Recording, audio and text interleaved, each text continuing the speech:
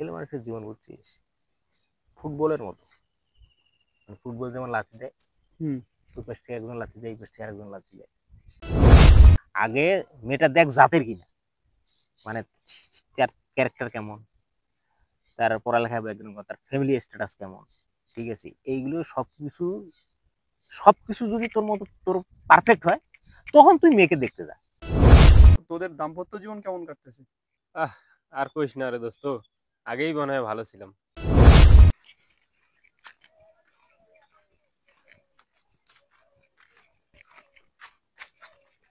আরে দোস্ত, কি খবর রে?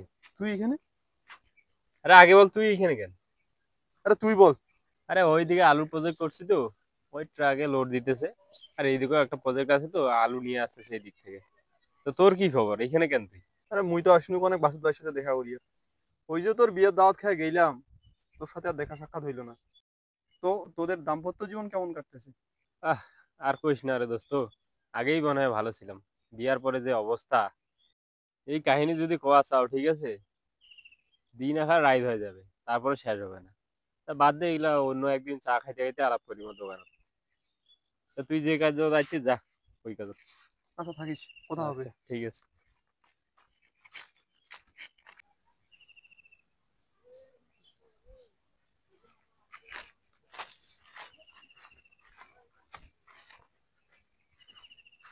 ভাই আসসালামু আলাইকুম। ওয়ালাইকুম কাসেম, কি বস খবর? বস এদিকে বস। আপনাদের খুঁজতে খুঁজতে হয়রান হয়ে গেলাম। বাগান গেলাম, বাগানও আপনি নাই। আপনার কি হয়েছে? মনটাও আছে খুব খারাপ লাগতেছে। আরে ভাই আর কিছু কইস না রে, ছেলে মানুষের জীবন বুঝছিস ফুটবলের মতো। ফুটবল যেমন লাথি দেয়, হুম। ওই পাশ থেকে একজন লাথি দেয়, এই পাশ থেকে আরেকজন লাথি দেয়। অনেকটা ওই যে মশলার মতো, নিচু শিল উপর পাড়া, খালি দলে ভালো লাগে না। কি হয়েছে আপনার? এক পাশে মা আর এক পাশে হলো বউ। সারাদিন কাজ কাম করে বাড়িতে গেলে একবার মা অভিযোগ দেয়, একবার বউ অভিযোগ দেয়। মানে কি যে একটা অবস্থা, লাইফটাকে অতিষ্ঠ করে ফেলেছে। মানে মাকেও কোনো কিছু কোয়া যায় না, আবার বউকেও কিছু কোয়া যায় না। বউ যদি কিছু কষে, মনে করে যে অনেক অশান্তি। বাচ্চা কাচ্চা ঠিক মতো মনে করে যে টেক কেয়ার করছে না, স্কুল না লিখে না পড়ায়।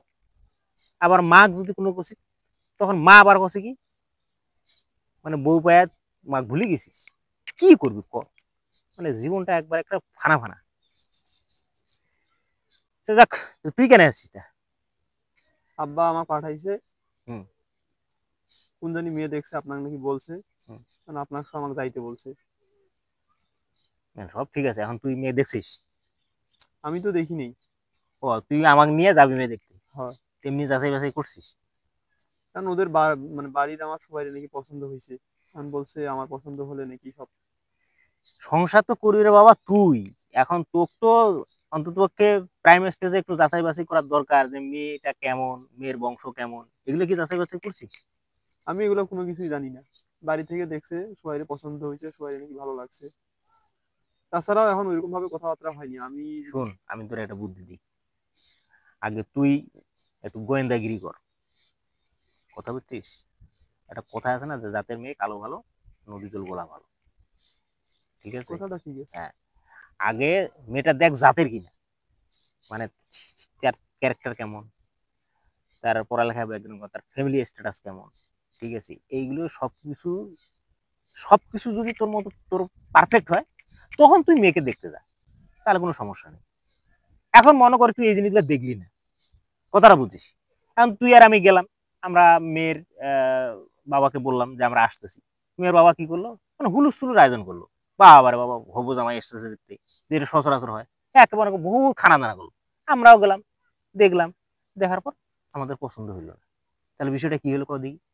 প্রথম বিষয়টা হলো ওদের লস মেয়ের হয়েছে। বাবার অর্থনৈতিকভাবে ক্ষতিগ্রস্ত হলো। দ্বিতীয়ত হচ্ছে এই যে মেয়েটাকে আমরা রিফিউজ করলাম, মেয়েটা কত কষ্ট হয়েছে, কত তো তো অবশ্যই অনেক। অনেক কষ্ট হয়েছে। এখন মনে করে তোকে যদি কোনো মেয়ে দেখে, দেখার পরে যায় বাসায় গিয়ে বলে যে না আমার ছেলে পছন্দ, তোর কেমন খারাপ লাগে?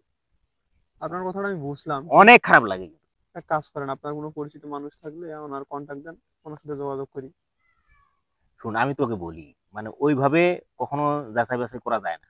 তুই নিজে যাবি, নিজে এলাকায় যাবি, যাওয়ার পরে ডাটা কালেক্ট করবি, তোর ফ্যামিলি ব্যাকগ্রাউন্ড জানবি, ঠিক আছে? বর্তমান যে পরিস্থিতি, এলাকার মানুষ তো ভালো না, তারা ভালো কেউ চায় না।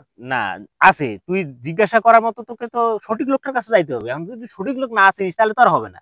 সঠিক লোক কে জানিস? সঠিক লোক হইতেছে ওই মসজিদের ইমাম, যে এলাকার তার জামাত, ওই এলাকার মসজিদের ইমামকে জিজ্ঞাসা করবি।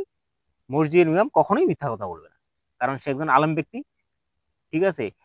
মেয়ের যদি অনেক ধরনের ফল থাকে, তাহলে সে কথার মাধ্যমে বুঝাই দিবে যে মেয়ের সমস্যা আছে। কথা বুঝছিস? বুঝতে পারছি। এই জন্য তুই আগে যাবি, ওখানে মসজিদে ইমাম আছে, তারপরে মাদ্রাসার হুজুর আছে, ঠিক আছে? এই টাইপের কিছু লোককে জিজ্ঞাসা করবি, তারপরে মেম্বার, চেয়ারম্যান, হ্যাঁ, প্রতিনিধি দেখবি। এই দেখার পরে তোর কাছে যেটা মনে হয় যে এই লোকটা সত্য কথা বলছে, ওনার মতামতটাকে তুই গ্রহণ করবি। করার পরে যদি তুই বিয়ে শাদী করিস তাহলে জীবনে সুখী হয়ে যাবি। না হলে মানে মানে তোকে আমি ভাষায় বলতে পারতেছি না যে তোর কপালে কি হবে।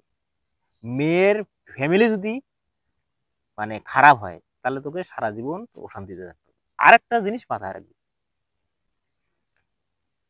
মেয়ের গঠন দেখবি, শারীরিক গঠন, এটা খুব ইম্পর্টেন্ট জিনিস। আল্লাহ রাসূল কিন্তু এই জায়গাটাতে খুব মানে দৃষ্টি আকর্ষণ করছে, মানে প্রায়োরিটি দিছে বেশি।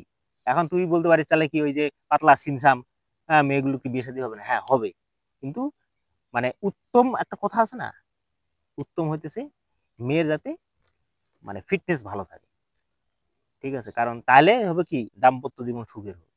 এই জিনিসগুলো দেখে শুনে বুঝে যদি তুই বিয়ে করিস তাহলে আল্লাহ তোর দাম্পত্য জীবনে সুখ এবং শান্তি দিবে। আর যদি এই জিনিসগুলো না দেখিস, মানে আমরা তো অনেক সময় কি হয়েছে জানিস, আমরা তো আবেগের বসে বিয়ে করছি, বিয়ে করার লাগে, ঠিক আছে, মেয়ে দেখছি, মানে চেহারা সুরত দেখছি একেবারে চকচকা, বিয়ে করে ফেলছি।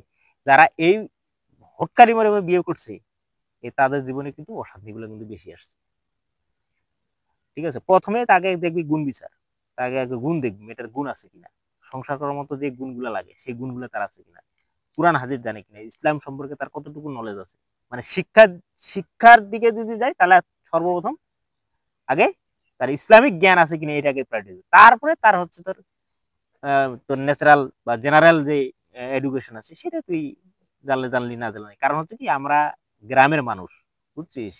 ওই বউরে নিয়ে এসে যে চাকরি বাকরি যে করাবো এই ধরনের মন মানসিকতা আমাদের নাই। কেন নাই? কারণ এই সংসারের কাজ করতে করতে কিন্তু দিন শেষ। এই জন্য আমাদের ফান্ডামেন্টাল, অর্থাৎ বাচ্চাকে পড়ালেখার জন্য যতটুকু জেনারেল লাইনে পড়ালেখার দরকার, মনে করছে মেট্রিক পাস বা ইন্টার পাস যথেষ্ট। তবে তোর ইসলামিক যে জ্ঞান এটা যাতে যথেষ্ট থাকে, কারণ আমরা যেহেতু মুসলমান, হ্যাঁ, আমাদের কোরআন হাদিস সম্পর্কে জানা প্রয়োজন। আর আমি বিশ্বাস করি একটা মেয়ের ভিতরে যদি ইসলামিক জ্ঞান থাকে তাহলে এই মেয়েটা সংসারী হয়, তার ভিতরে আল্লাহর ভয়ে কাজ করে, সে কখনো মানে খারাপ আচরণ করতে পারে না তার শ্বশুর শাশুড়ির সাথে। আচ্ছা, তাহলে আমি তাহলে যাই আজকে নাকি? তুই যা, হ্যাঁ, তুই আগে যাচাই বাছাই করে আমারে খবর দিস, আমি সহজে তখন দিব। যা, আচ্ছা, আসি। যা। আসসালামু আলাইকুম। আর তোর আব্বা আমাকে সালাম দিস। আচ্ছা, আমাদের